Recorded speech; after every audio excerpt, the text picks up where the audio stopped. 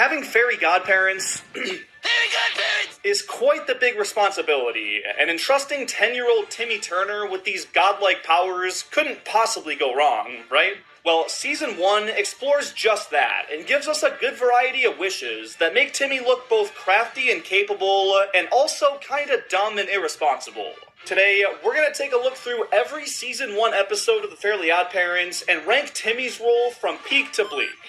The big problem. Timmy's sick and tired of being made fun of for his short king status. He's bullied at school, the friggin' gym teacher assigns him to be the ball, and even his parents laugh in his face for not being old enough to go see a movie. So he makes a wish that, at the time, was pretty darn justified. He wants to become an adult. I think most kids wish that at one point or another, and this first episode using that as a premise is genius. It's just too bad he grew up to be a loser. Now, in his defense, he wishes he was older, not friggin' 50 and balding, so Cosmo and Wanda kinda did him dirty. Had he been more specific and wished to be the more jacked adult he imagined himself to be, there wouldn't be any plot, so it makes sense. As is, though, just about everything goes wrong for him, and he can't make wishes anymore because only kids are allowed to, and this ain't it. He does find a loophole in the rules, though. If he acts like a kid, for some reason, it allows him to make more wishes, and after ending up crying in a jail cell, he gets a quick wish off to be a kid again, and that's that. Finding a way out of the awful situation he was in is pretty darn clutch, and even that initial wish, I can't blame him for, so he's going right here. Power mad. Timmy wishes for a super challenging VR video game, and adds in that it's a game that you can't wish yourself out of. He goes to use the bathroom, comes back, and his friends are trapped in the game. But rather than wishing for them to come out, which technically should be allowed, he said you can't wish yourself out, but I guess that'd be too easy. Instead, he hops into the game himself to help him win, and makes Cosmo and Wanda stall Vicky so the power doesn't surge and make them all die. Within this game, Timmy goes Super Saiyan. He collects coins to make wishes that get him out of rough situations, and even sacrifices himself to save Chester and AJ, which was really unexpected, and makes him look even more like a hero. Now, he does come back because his score gave him an extra life or something, and he's the one to defeat the final boss and get them all out of there. It's an incredibly peak look for him. Spaced out. After watching their favorite cartoon, Crash Nebula, Timmy, AJ, and Chester start imitating the show, and when the two gang up on Timmy, he wishes for more firepower, and they give him an actual suit from the show, which sends a deadly beam right at his friends, and would have just offed them if they didn't jump out of the way. Then he wishes for a, quote, alien monster to play with. I mean, he's just asking for trouble at this point. He puts the entire planet in danger, because said alien is royalty, and the parents are coming to save him and decimate the Earth. So Timmy heads to the alien mothership, overcomes the easiest trials of all time, and gets them to peacefully take back their son. With two poorly thought out wishes and a cakewalk of a solution, this one's going bleak. Transparent. Timmy brings in a living dinosaur for show and tell, and after it runs off, he doesn't bother going after it, and instead of just wishing the dinosaur was gone, he has his friends go after it the following morning.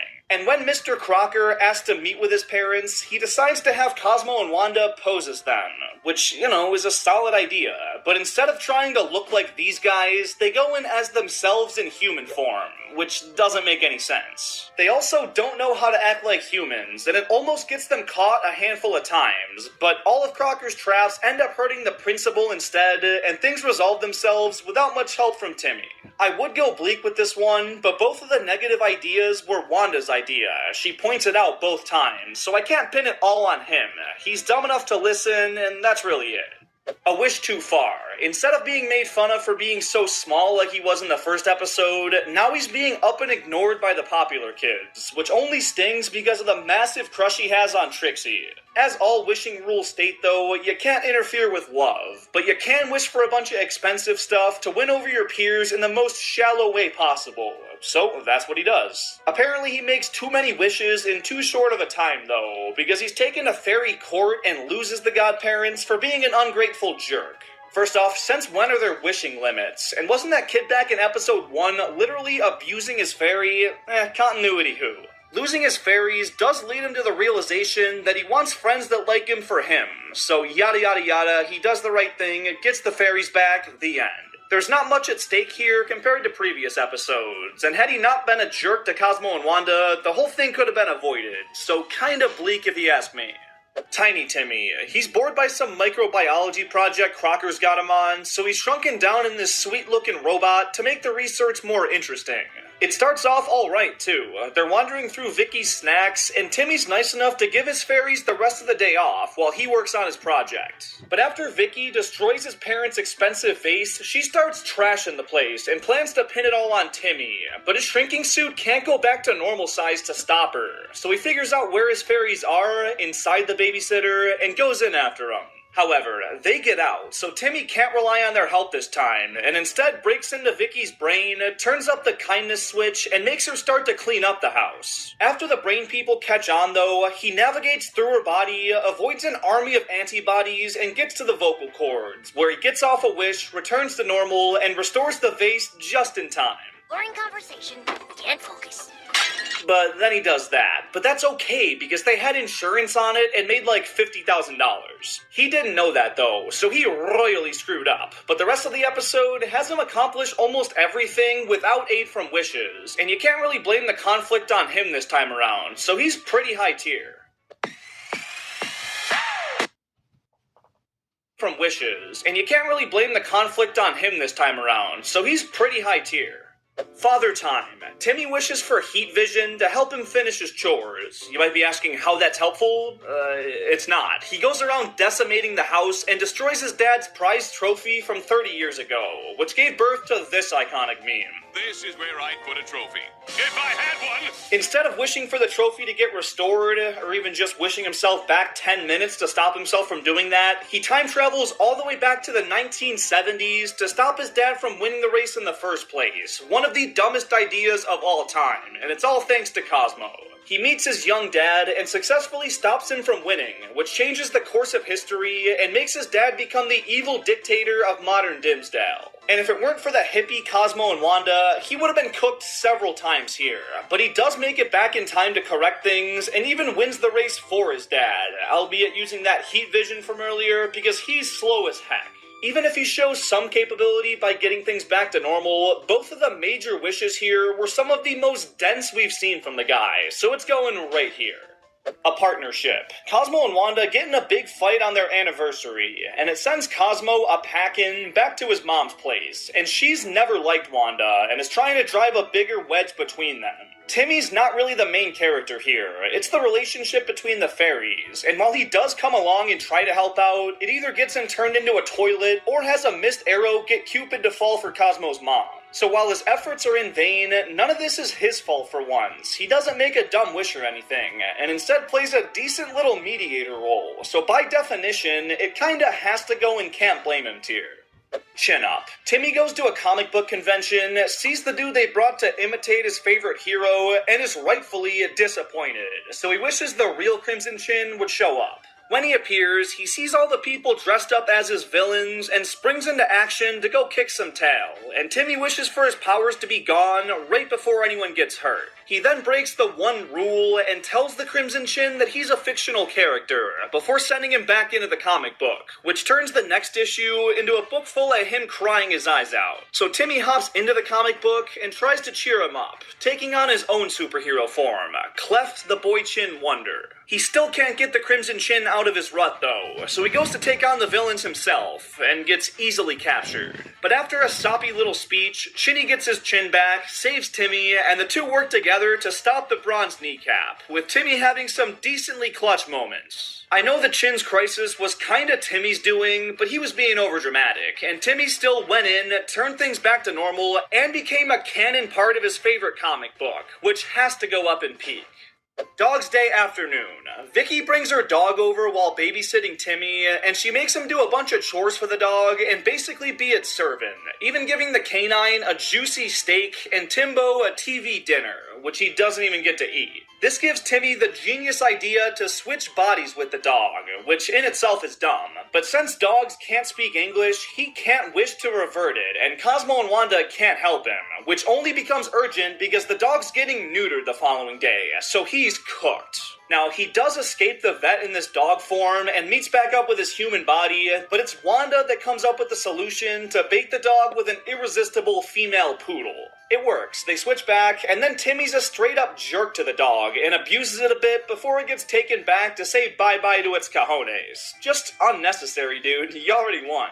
It's a bad look all around for him. It's a poorly thought-out wish, and he doesn't solve the problem. Bleak. Dream Goat. All the kids in Dinsdale are obsessed with a goat named Chompy that's apparently a town legend, but he looks wildly depressed in captivity, so Timmy wishes he was free to roam wherever he wants. Once he's gone, Vicky gets blamed for the goat napping, and he's labeled a hero for trying to save him, which gets him all kinds of special treatment by doing absolutely nothing. He feels immense guilt for it, though, and it causes him to start dream-wishing for all sorts of weird stuff that not only puts himself in danger, but also the entirety of the town. So he comes to his senses, tells the truth, then gets chased by an angry mob and corners himself. Well, you lived a good life, right? I'm only 10! I said good, not long. Thankfully, though, Chompy comes to the rescue, and Timmy lives to see another day. He had great intent in letting an animal be free, but not telling the truth until things escalated, putting the world in danger, and not being able to save himself in the end, all point to this one going in Bleak tier. When we hit the pothole, I worried we'd be stranded for World in danger, and not being able to save himself in the end, all point to this one going in Bleak tier. The same game. Timmy goes into the local dentist's yard to get his ball back, and the dude won't give it to him, and instead makes fun of his jagged buck teeth. From there, he could have wished for a new ball, he could have wished for perfect teeth, or for the dentist to have teeth like his, but he settles on wishing for everyone to look the exact same. Because of that wish, no fairies are able to find or identify their kids anymore, so they start to explode from an overflow of magic, and if Cosmo and Wanda don't find Timmy in this grayscale world in time, everything goes boom boom. Stakes are definitely here, and Timmy's able to find the one substance that has color in this world, and he makes himself his iconic hat so Wanda can find him right in the nick of time and put things back to the way they were. Everything here is his fault. That initial wish was dumb as rocks, but he is pretty crafty in the end, and is the reason all the fairies in the universe didn't explode, so making up for it in the end will put him in kinda dumb tier. Christmas every day. Just like that first episode, this is a thought that's passed through every kid's mind. Christmas is the best day of the year, why not have it every single day? Well, this episode explores that in a really fun way.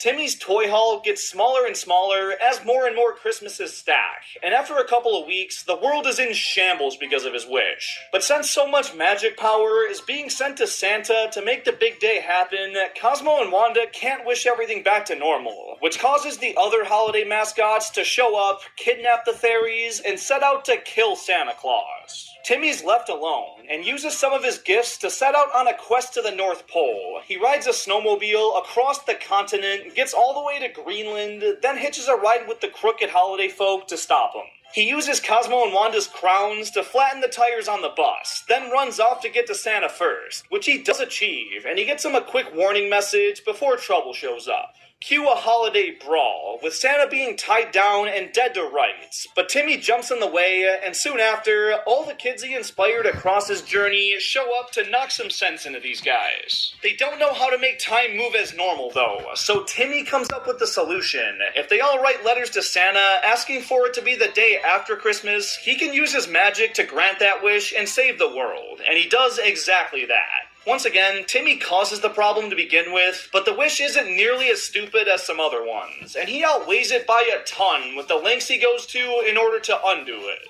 Honestly, it's the most capable look he's had this season, and makes for a peak final placement.